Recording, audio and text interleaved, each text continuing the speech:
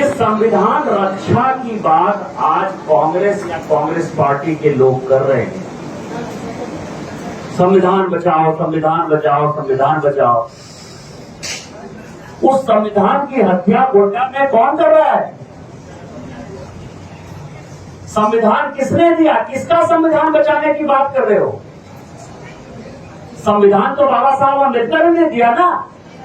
तो जब उनकी आपका सम्मान नहीं कर रहे हो, उनका मूर्ति लगाने की बात नहीं कर रहे हो, उनकी रक्षा करने की बात नहीं कर रहे हो, तो किस संविधान बचाने की बात कर रहे हो?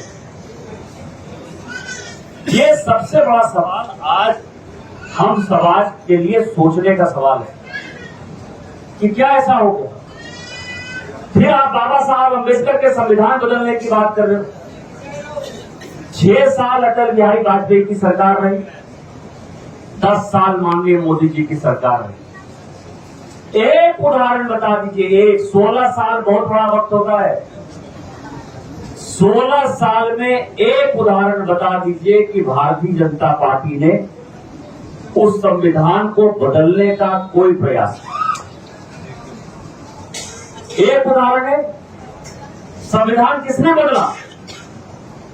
संविधान कांग्रेस पार्टी ने बदला। उस संविधान में सेकुलर शब्द कहीं था ही, सेकुलर सोशलिस्ट शब्द कहीं था ही नहीं। किसने बदला? आत्मा किसने बदली? कांग्रेस ने बदली ना।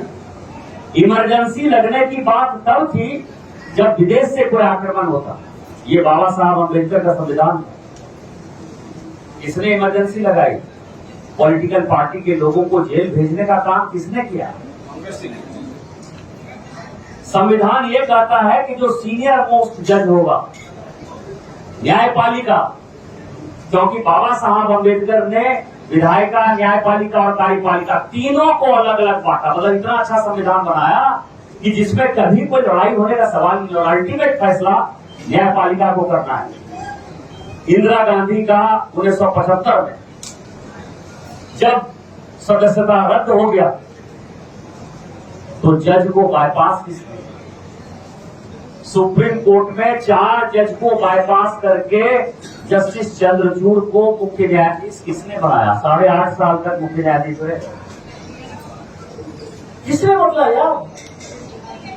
शेड्यूल कास्ट और शेड्यूल ट्राइब के जो कानून थे उसको कमजोर किसने किया और उसको मजबूत करने का काम किसने किया? माननीय मोदी जी ने।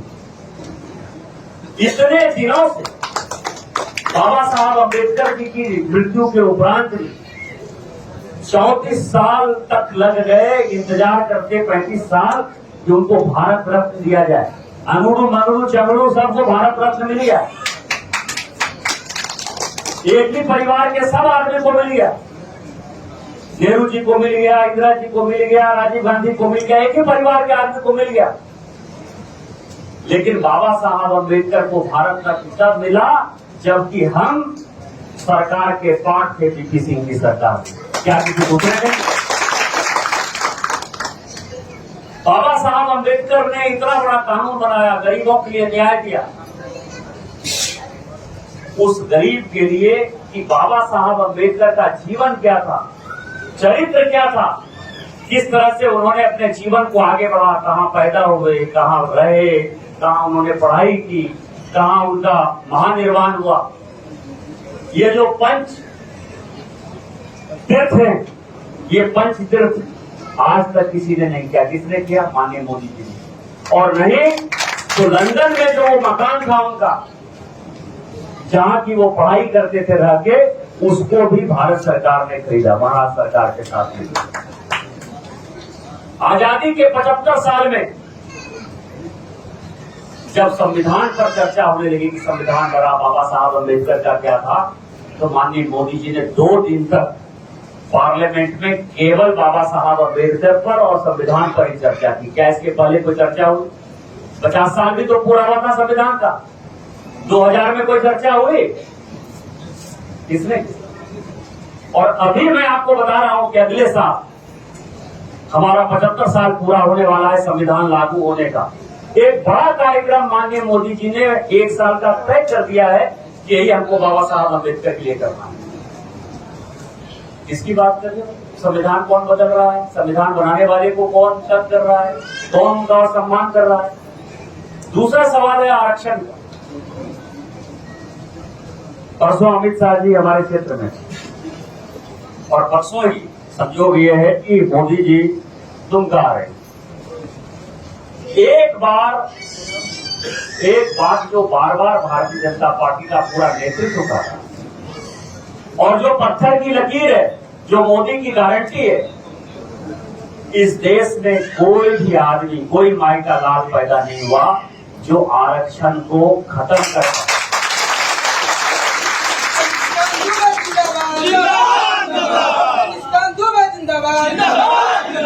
और खत्म करना तो दूर की बात है, उसको कम भी करने का किसी को साथ कोई कम भी नहीं कर। आरक्षण बढ़ सकता है, आरक्षण घट नहीं सकता।